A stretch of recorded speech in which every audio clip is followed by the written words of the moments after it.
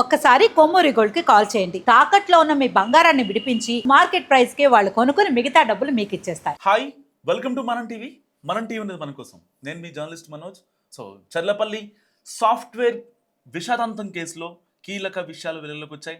So railway పోలీసులు విజయారెడ్డి పనిచేస్తున్న ఏదైతే హైటెక్ సిటీలోని రియల్ పేజ్ ఆఫీస్కి వెళ్ళారు. అక్కడ విజయారెడ్డి టీమ్ లీడ్గా వర్క్ చేస్తుంది. ఇంతకుముందు డెవలపర్గా కూడా ఉంది. సో ప్రమోషన్లో భాగంగా టీమ్ లీడర్ అయింది కొన్ని సంవత్సరాల క్రితం. సో విజయారెడ్డి కొలీగ్స్ చెప్తున్న దాని ప్రకారం ఆవిడకి ఎలాంటి చేతబడి జరగలేదని, సో చాలామంది ఆఫీస్లో ఆవిడని ఒక ఇన్స్పిరేషన్గా తీసుకుంటారని కూడా వాళ్ళ కొలీగ్స్ అందరూ చెప్తున్నమాట. సో మరి అలాంటి విజయారెడ్డి కేవలం డిప్రెషన్తోనే చనిపోయిందన్న మాటని మనం ఏకీపిద్దామా? నిజంగా చెప్పుకోవాలంటే ఈ కేసులో ఇప్పటిదాకా 14 రోజుల నుంచి విచారణ జరుగుతుంది. 14 రోజులు. జనవరి 30న వాళ్ళు చనిపోయారు. సో చనిపోయిన తర్వాత దాదాపుగా ఆ పోస్ట్ మార్టం ఒకరోజు జరిగింది. ఇవాళకి 14 రోజుల నుంచి విచారణ జరుగుతుంది. కానీ ఎలాంటి విషయాలు కూడా ఇప్పటికీ తెలియరాలేదు. వాట్సాప్ని యాక్సెస్ చేయలేకపోతున్నారు, అటు ఇన్స్టాగ్రామ్ని యాక్సెస్ చేయలేకపోతున్నారు. ఈవెన్ కాల్ రికార్డింగ్స్ కూడా బయటికి రాలేదు. విజయారెడ్డికి సంబంధించి లాస్ట్ కాల్ ఎవరితో మాట్లాడిందని దానిపై కేవలం అన్ని ఊహాగానాలే. వాళ్ళ అన్న చిరంజీవి రెడ్డితో మాట్లాడిందని, లేదంటే భర్త సురేందర్ రెడ్డికి వేరే అఫైర్లు ఉన్నాయని, ఇంకోటని, ఇలాంటివన్నీ నిజంగా అసలు ఈ కేసులో వాస్తవాలు కాదు. ఎందుకంటే భర్త సురేందర్ రెడ్డి వల్ల ఆవిడకి ఇబ్బంది అయిందని ఉంటే, భర్త సురేందర్ రెడ్డి ఆవిడ స్టేటస్ చూసిన తర్వాత, వాట్సాప్లో ఇన్స్టాగ్రామ్లో స్టోరీ స్టేటస్లు చూసిన తర్వాత ఇండియా వచ్చి అంటే మీడియాతో మాట్లాడి తన బాధను చెప్పుకునే ప్రయత్నం చేసేవాడు కాదు. అతను కూడా, భర్త సురేందర్ రెడ్డి కూడా ఒకటే చెప్తున్నాడు, విజయారెడ్డి చాలా స్ట్రాంగ్ క్యారెక్టర్, ఇన్నాళ్ళుగా నేను ముందున్నానంటే నా వెనుక తనే ఉంది అని చెప్పి చాలా సగర్వంగా చెప్తున్నాడు సురేందర్ రెడ్డి. మరి ఇలాంటి నేపథ్యంలో వాళ్ళన్న చిరంజీవి విషయానికి వద్దాం. సో చిరంజీవి కూడా ఒకటే మాట చాలా స్ట్రైట్గా చెప్తున్నాడు, ఒకవేళ లాస్ట్ కాల్ నాతో మాట్లాడి ఉంటే గనక ఎట్టి పరిస్థితులు ఆవిడని కాపాడుకునేవాడిని చెప్తున్నారు.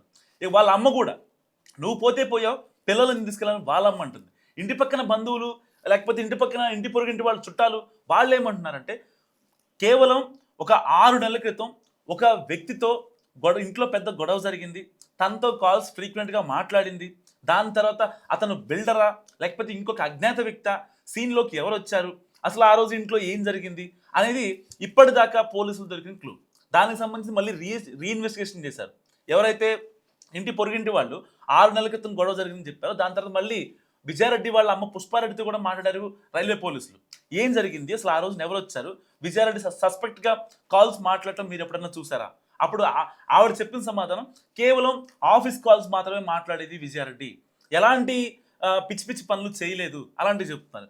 కానీ ఇంటి చుట్టుపక్కల వాళ్ళు ఇంకొకటి కూడా చెప్తున్నారు. ఎందుకంటే ఇక్కడ ఆఫీస్ కొలీగ్స్, ఏదైతే రియల్ పేజ్ కంపెనీకి సంబంధించిన ఆఫీస్ కొలీగ్స్ చేతబడి చెయ్యలేదు ఆమె మీద అని చాలా కరెక్ట్గా కరాఖండిగా చెప్తున్నారు. అంటే దీన్ని బట్టి అర్థమవుతుందండి, ఇక్కడ చుట్టుపక్కల వాళ్ళు కూడా ఆవిడ ఒక డిఫరెంట్ అవుట్ఫిట్స్ వేసుకొని ఏదో చేతబడి లాంటివి చేసుకుంది, ఏదో జరిగింది మొత్తానికైతే అని అనుకుందాం. ఫర్ ఎగ్జాంపుల్ ఆ చేతబడే జరిగింది అని అనుకుందాం, రియల్ పేజ్ వాళ్ళు ఆల్రెడీ జరగలేదని చెప్తున్నారు. ఇక్కడ క్లియర్ కదా, ఒకవేళ చేతబడి చేయించాలి లేకపోతే ఇంకెవరికైనా చేయించాలనుకుంటే ఒక మంచి ఇల్లు కొనుక్కునే ప్రయత్నం, అక్కడ ప్లేస్ కొనుక్కొని దానికి సంబంధించి అపార్ట్మెంట్ కట్టుకోవడానికి, అంటే ఒక హైదరాబాద్ లాంటి మహానగరంలో సొంతింటి కళ అనేది చాలామందికి చిరకాల వాంఛ. సో ఎట్టి పరిస్థితుల్లో ఎన్నాళ్ళు అద్దె కొంపల్లో ఉంటాం, మనకంటూ ఒక ఫ్యామిలీ, మనకంటూ పిల్లలు, ఆఫీస్ నుంచి వస్తే ప్రశాంతంగా ఇంట్లో పడుకోవాలని చెప్పి చాలామందికి ఉంటుంది. అదే కళతో సాఫ్ట్వేర్ విజయారెడ్డి ఉంది. సో అంటే ఇక్కడ ఆల్రెడీ ప్యారలల్గా ఇటు పిల్లల్ని మెయింటైన్ చేసుకుంటుంది, ఇటు తల్లిని ప్యాంపర్ చేసుకుంటుంది, తనకు వచ్చే హెల్త్ ఇష్యూస్ కావచ్చు వాటన్నిటిని చూసుకుంటుంది, ఇటు అన్న చిరంజీవి రెడ్డితో మాట్లాడుతుంది, ఇటు హౌస్ కన్స్ట్రక్షన్ చూసుకుంటుంది, సో ఇటు తన ఆఫీస్ స్ట్రెస్ని తీసుకుంటుంది. ఒక కార్పొరేట్ ఉమెన్కి చాలా కష్టాలు ఉంటాయి, ఆ స్ట్రెస్ని అర్థం చేసుకునే వాళ్ళు ఉంటే నిజంగా ఆవిడ చాలా బాగుంటుంది. ఒకవేళ ఆవిడ స్ట్రెస్ కావచ్చు, ఆవిడ యాంగ్జైటీ కావచ్చు, ఆవిడ క్యూరియాసిటీ కావచ్చు, ఒకవేళ అర్థం చేసుకునే సిచ్యువేషన్ వస్తే ఆ మహిళ ఎంత బాధపడుద్దో తనకే తెలుసు. సో ఎక్కడా కూడా ఇక్కడ రియల్ పేజ్ ఆఫీస్ సంబంధించి ఆఫీస్ పరంగా తనకి ఎలాంటి స్ట్రెస్ లేదు, తనకి ఎలాంటి ఇబ్బంది లేదని చెప్పి చాలా క్రిస్టల్ క్లియర్గా చెప్తున్న పరిస్థితి. సో ఇప్పుడు ఒక ఆఫీస్లో మనం వర్క్ చేస్తున్నామంటే అట్లీస్ట్ మన సాధక బాధలు చెప్పుకునే వ్యక్తి వారు ఇద్దరు ఉంటారు, అందరికీ చెప్పుకోలేకపోవచ్చు. సో ఇక్కడ రియల్ పేజ్కి వెళ్ళిన రైల్వే పోలీసులకి ప్రతి ఒక్కళ్ళు చెప్పింది ఒకటే మాట, ఆవిడకి ఎలాంటి చేతబడి జరగలేదు, చేతబడి చేయించారన్న మాట అసలు అవాస్తవం, అది దాంట్లో ఎలాంటి వాస్తవం లేదని చెప్పి చాలా క్రిస్టల్ క్లియర్ చెప్తున్నారు. అండ్ రియల్ పేజ్ సంబంధించిన తన ఆఫీస్ కొలీగ్స్ చెప్తున్న ఇంకో మాట ఏంటంటే ఈవిడ చాలా మందికి ఇన్స్పిరేషన్. ఎలా మాట్లాడాలి, ఎలా బగ్స్ని ఎలా రెక్టిఫై చేసుకోవాలి, ఎర్రర్స్ని ఎలా రెక్టిఫై చేయాలి. ఒక టీమ్ లీడ్ పొజిషన్లో ఉందంటే తన ఆ టీంలో అదొక 13 మంది 14 మంది టీం మెంబర్స్ ఉంటారు. వాళ్ళతో గ్రూప్ కాల్స్ కావచ్చు, లేకపోతే వాళ్ళకి వచ్చే ఇష్యూస్ కావచ్చు, అది ప్రొఫెషనల్ అయినా పర్సనల్ అయినా ఎలా లీడ్ చేయాలి, ఎలా మనం కమ్యూనికేట్ అవ్వాలి, మన లైఫ్ని ఒక ప్రొఫెషనల్ లైఫ్ లాగా ఎంత లీడ్ చేయాలి, మనం సమాజంలో గుర్తింపు ఉండేలాగా ఒక మంచి ఔన్నత్యంతో ఎలా బతకాలి అనేది ఆవిడ టీచ్ చేసేవారు తప్ప ఏ రోజు పిచ్చి పిచ్చి మాట్లాడిన దాఖలాలు లేమంటున్నారు రియల్ పేజ్ ఆఫీస్ సంబంధించిన కొలీగ్స్. ఇలాంటి నేపథ్యంలో కేవలం డిప్రెషన్తోనే చనిపోయింది అందామా? కేవలం ఒకే ఒక్క డిప్రెషన్తో విజయారెడ్డి చనిపోయేంత అసలు పిచ్చిదా? పిల్లల్ని కూడా అసలు ఎలా కన్విన్స్ చేసింది? ఆ క్షణం జనవరి 30 12:15 ఆవిడ అనంతలోకాలకు వెళ్ళిపోయింది. అసలు ఆ క్షణం నిజంగా తలుచుకుంటేనే చాలామంది వివాహిత మహిళల్లో నిజంగా బాధేస్తుంది ఇప్పటికి. అసలు ఎలా ఆవిడ అనంతలోకాలకు వెళ్ళింది, పిల్లల్ని ఎలా కన్విన్స్ చేసింది? కేవలం డిప్రెషన్ అయితే కాదు, నిజంగా వాస్తవం. ఇప్పటిదాకా రైల్వే పోలీసులు కూడా కన్ఫర్మ్ చేయలేదు, ఎలాంటిది కూడా కన్ఫర్మ్ చేయలేదు రైల్వే పోలీసులు. కేవలం ఒకటే చెప్తున్నారు, ఆవిడ చనిపోయిన మాట వాస్తవం. సో ఆవిడ సంబంధించి ఇంకా ప్రాపర్ ఎంక్వైరీ జరుగుతుంది, చాలా ట్రాన్స్పరెంట్గా జరుగుతుందని చెప్తున్నారు తప్ప ఎక్కడా కూడా డిప్రెషన్ అనే మాట వాళ్ళు మెన్షన్ చేయట్లేదు. అది ఒక ప్రాథమిక అంచనా, ఒక ఛార్జ్షీట్ కాదు, ఒక ఫైనల్ ఎఫ్ఐఆర్ కాదు, ఎలా ఏది కాదు. అది కేవలం ఒక ప్రాథమిక అంచనా. అంటే భర్త ఎక్కడో దుబాయ్లో ఉంటున్నాడు కాబట్టి ఆవిడ మెంటల్గా తన ఎమోషన్స్ని కానివచ్చు, తన స్ట్రెస్ని కావచ్చు, అంటే ఎదుటి వాళ్ళకి చెప్పే బాధ మిస్ అవుతుంది కాబట్టి ఏదో ఒక సమ్ ఎక్స్టర్నల్ ఫోర్స్ అక్కడ మనకు కనిపిస్తుంది అని చెప్తున్నారు తప్ప ఆ ఎక్స్టర్నల్ ఫోర్స్ ఏంటనేది ఇప్పటికీ ఫైండ్ అవుట్ చేయలేదు రైల్వే పోలీసులు. ఎవరిని ఇక్కడ తప్పట్టడానికి లేదు. కానీ డిప్రెషన్ మాత్రం కాదు. విజయారెడ్డి ఎలా చనిపోయింది? గత 6 నెలల క్రితం ఏదైతే కాల్స్ మాట్లాడిందో దానికి సంబంధించి ఆ అజ్ఞాత వ్యక్తి వచ్చి విజయారెడ్డి వాళ్ళ ఇంట్లో గొడవ పట్టడం, తనపై దాడి చేయటం, ఇవన్నీ కారణాలు అనుకోవచ్చా? లేదు, అసలు విజయారెడ్డికి ఎలాంటి అంటే పిచ్చి పాస్ట్, ఎలాంటి పాస్ట్ కూడా లేదు. దీన్ని రియల్ ప్లే సంబంధించిన కొలీగ్స్ కూడా దీన్ని కన్ఫర్మ్ చేశారు. మరి ఏమీ లేకుండా అసలు ఆ డిప్రెషన్ ఎలా వచ్చింది? కేవలం డిప్రెషన్ అందామా? మీరు నాకు మస్తుగా కామెంట్ చేయండి.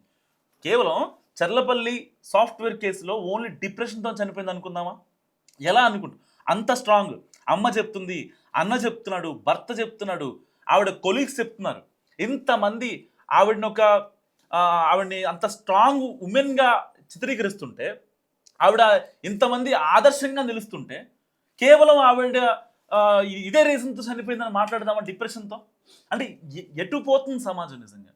ఒక సాఫ్ట్వేరు ఆవిడ టీమ్ లీడర్గా ఉండి అంతమంది సాధక బాధలు వింటూ ఇటు పిల్లలు నెట్టుకొస్తూ భర్త ఎక్కడో ఉండి తన పంపించే డబ్బులు నయానో భయానో దానికి యాడ్ చేసుకొని దానికి సంబంధించి మొత్తం అంటే ఒక విమెన్ ఇన్ని ప్రాపర్గా థింగ్స్ అన్నింటినీ మేనేజ్ చేసుకుంటూ పిల్లల మీదే తన ఆశలు పెట్టుకొని ఇంట్లో వాళ్ళందరినీ చూసుకుంటూ ఇలాంటి స్ట్రాంగ్గా ఉన్నటువంటి మహిళ ఒక డిప్రెషన్తో చనిపోద్ది అంటారా? అసలు డిప్రెషన్ అనడానికి లేదు ఈ కేసులో డిప్రెషన్ అనే మాటే లేదు. Some external force is there.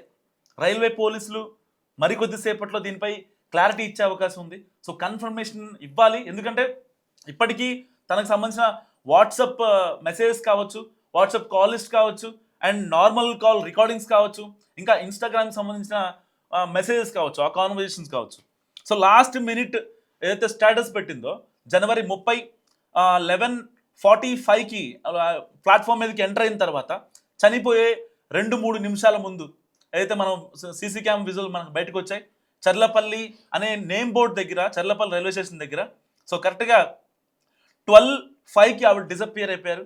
12:05కి disappear అయిపోయిన తర్వాత 12:10కి ఆవిడ వాట్సాప్లో ఇన్స్టాగ్రామ్లో ఒక స్టోరీ పెట్టారనమాట. సో నేను బతకాలని చాలా ట్రై చేశా, కానీ బ్రతకలేకపోయా, నా వల్ల కావట్లేదు, ఐఎమ్ సారీ అంటూ ఆవిడ రాసిన మాటలు నిజంగా ఏ ఒక్క మనిషిని కూడా అసలు కళ్ళల్లో నుంచి నీళ్ళు ఆగవు ఆ స్టోరీ వింటే. అలాంటి స్ట్రాంగ్గా ఉన్న మహిళ, ఒక కార్పొరేట్ విమెన్, తన స్ట్రెస్ని కంట్రోల్ చేసుకుంటూ పిల్లలతో మాట్లాడుతూ ఇటు ఫ్యామిలీని మేనేజ్ చేసుకుంటూ ఇన్ని కాన్సిక్వెన్సెస్ని ఫేస్ చేసి ఇన్నాళ్ళుగా ఫేస్ చేస్తున్నారు. ఎప్పుడో 2007లో వాళ్ళకి మ్యారేజ్ అయింది. 2007లో మ్యారేజ్ అయిన తర్వాత విశాల్ రెడ్డి చేతనారెడ్డి పుట్టిన తర్వాత మళ్ళీ వాళ్ళ భర్త సురేందర్ రెడ్డి దుబాయ్ వెళ్ళడం జరిగింది, అక్కడ నుంచి రావడం జరిగింది. ఇలాంటి ఇన్ని కాన్సిక్వెన్సెస్ ఎక్కడా కూడా ఆవిడ ఏనాడు అదర్లేదు బెదర్లేదు. తన చుట్టూ ఉన్న వాళ్ళని చైతన్యం చేయాలనే ఒక యాంగిల్లోనే ఉంటారు తప్ప విజయారెడ్డి ఎవరిని కూడా దూషించాలి, ఎవరిని కూడా ఇబ్బంది పెట్టాలి, లేకపోతే అంటే ఒకరికి ఏమన్నా మనం ఇబ్బంది పెడితే అది నాకు ఒక రీగ్రెట్ ఫీల్ లాగా వ్యక్తి అని నాకు అనిపిస్తుంది. ఇక్కడ విజయారెడ్డి అంత స్ట్రాంగ్గా ఉండేవాళ్ళు ఒకరిని ఇబ్బంది పెట్టలేదు ఇన్నేళ్లుగా అంటే ఒకవేళ వాళ్ళని ఇబ్బంది పెడితే ఆ రీగ్రెట్ ఫీల్ అవుతారు. అరే వాళ్ళని అనవసరంగా ఇబ్బంది పెట్టామే అనే రీగ్రెట్ ఫీల్ చాలా మందిలో ఉంటుంది. స్ట్రాంగ్గా ఉన్న మహిళలు కావచ్చు, పురుషులు కావచ్చు, ఎవరైనా సరే ఆ ఫీల్ ఉంటుంది అనమాట. సో మరి ఇలాంటి కేసెస్లో ఈ ఒక ప్రత్యేక పరిస్థితిలో అసలు విజయారెడ్డి చనిపోవడానికి నిజంగా ఈ యొక్క డిప్రెషనే కారణం అంటారా? అసలు డిప్రెషన్ అనే మాట నిజంగా నేను యాక్సెప్ట్ చేయను. నిజంగా చెప్తున్నా, ఒక మహిళ అంత స్ట్రాంగ్గా ఉండే ఆవిడ పిల్లల్ని కూడా కన్విన్స్ చేసి కేవలం డిప్రెషన్తో పిల్లల్ని ఏమని కన్విన్స్ చేయాలి? ఇద్దరు పిల్లలు, చిన్న పిల్లలు అయితే కనీసం నో చెప్పరు అనే ఇది ఉంటుంది అనమాట. ఆబ్వియస్లీ ఎస్ఏ చెప్తారు, అమ్మ నీ అంటే వస్తాం అన్నట్టుగా మాట్లాడతారు. కానీ వాళ్ళు 10th ఇంటర్ చదువుతున్న పిల్లలు. సో వాళ్ళకి ఏం కావాలో కనీసం ఒక డెసిషన్ తీసుకునే వాళ్ళకి ఆ యొక్క మెచ్యూరిటీ లెవెల్ ఉంటుంది. మరి అలాంటి వాళ్ళు నిజంగా ఆవిడ చనిపోదాము అన్నప్పుడు వాళ్ళని ఎలా కన్విన్స్ చేసింది, వాళ్ళు ఎలా కన్విన్స్ అయ్యారని కూడా ఇక్కడ చాలా పెద్ద పాయింట్. సో ఆ పాయింట్స్ అన్ని ఇక్కడ మిస్టరీ వీడాలంటే కేవలం వాట్సాప్ చాట్ ఏదైతే ఆవిడ స్టోరీ పెట్టిందో వాట్సాప్లో కానీ ఇన్స్టాలో కానీ దానికి వచ్చిన రిప్లైస్ ఏవైతే ఉంటాయో అవి చాలా కీలకంగా మారబోతున్నాయి. దాదాపుగా 14 రోజులు గడుస్తుంది. 14 రోజులు గడిచినా సరే తన ఫోన్ని ఇప్పటి వరకు యాక్సెస్ చేయలేదు, ఇంకా రికార్డింగ్స్ బయట రాలేదు, ఎలాంటి ఇన్ఫర్మేషన్ కూడా లేదు. సో ఇవన్నీ ఇప్పటిదాకా మాట్లాడుకునే ఆవిడ చేతబడి జరిగింది, లేకపోతే ఆవిడ లాస్ట్ కాల్ 1 hour చిరంజీవి రెడ్డితో మాట్లాడింది, డిప్రెషన్, ఇవన్నీ ఊహాగానాలు మాత్రమే. రైల్వే పోలీసులు చెప్పేదాని ప్రకారం మాత్రమే ఈ కేసులో అసలు ఏం జరిగిందనే దానిపై కంప్లీట్ క్లారిటీ వచ్చే అవకాశం ఉంది. ఒక స్ట్రాంగ్ విమెన్ నిజంగా తన ఫ్యామిలీ కోసం భర్త లేడనుకున్న, అంటే నాట్ ఓన్లీ విజయారెడ్డి, సో ఒక స్ట్రాంగ్ ఉమెన్ భర్త చేతగానబాడైనప్పటికీ వాళ్ళని పిల్లల కోసం బతుకుతుంది అక్కడ. ఎందుకు? భర్త ఆల్రెడీ చేతగానివాడు కాదు, సో ఎట్టి పరిస్థితుల్లో తను ఫ్యామిలీని లీడ్ చేయలేడు, పిల్లల్ని చూసుకోలేడు. ఇలాంటి కాన్సిక్వెన్స్ ఉన్నప్పుడు ఏం చేస్తారు? సో పిల్లల కోసమే, పిల్లలే పరమావధిగా బ్రతుకుతారు, వాళ్ళ కోసమే పరితపిస్తారు, అహర్నిశలు వాళ్ళ కోసం కృషి చేస్తారు. వాళ్ళ జీవితాలు బాగుండాలి, వాళ్ళ ఫ్యూచర్ మంచిగా ఉండాలి, సో మంచి చదువు ఇవ్వాలి వాళ్ళకి, వాళ్ళే సెట్ చేసుకుంటారు. సరే వెనకాల భూములు ఉన్నా లేకపోయినా పక్కన పెట్టేద్దాం, వాళ్ళ కోసం బతుకుతూ ఉంటారు. కానీ ఇక్కడ విజయారెడ్డి ఫినాన్షియల్గా సెట్ అండ్ తనకి ఎలాంటి ఇబ్బందులు లేవు, అపార్ట్మెంట్ కన్స్ట్రక్షన్ చేస్తుంది భావితరాల కోసం, తన పిల్లల కోసం.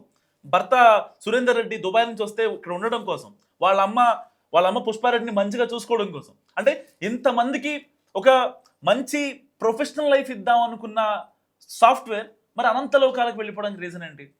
ఒకవేళ నిజంగా అదే ఉంటే కనుక ఆవిడకి అనంత లోకాలకు వెళ్ళిపోదామని పిల్లల్ని కన్విన్స్ చేసి వెళ్దాం అనుకుంటే అప్పటికప్పుడు వాళ్ళని తీసుకెళ్ళి మాట్లాడాల్సిన అవసరం లేదు.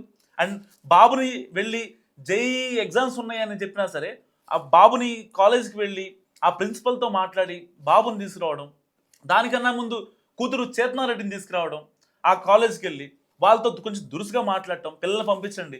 సో అప్పటికి కొడుకు విశాల్ రెడ్డి అడిగాడు, ఎక్కడికమ్మా నాకు ఎగ్జామ్స్ ఉన్నాయని చెప్పినా సరే కనీసం వినే ప్రయత్నం చేయలేదు విజయారెడ్డి.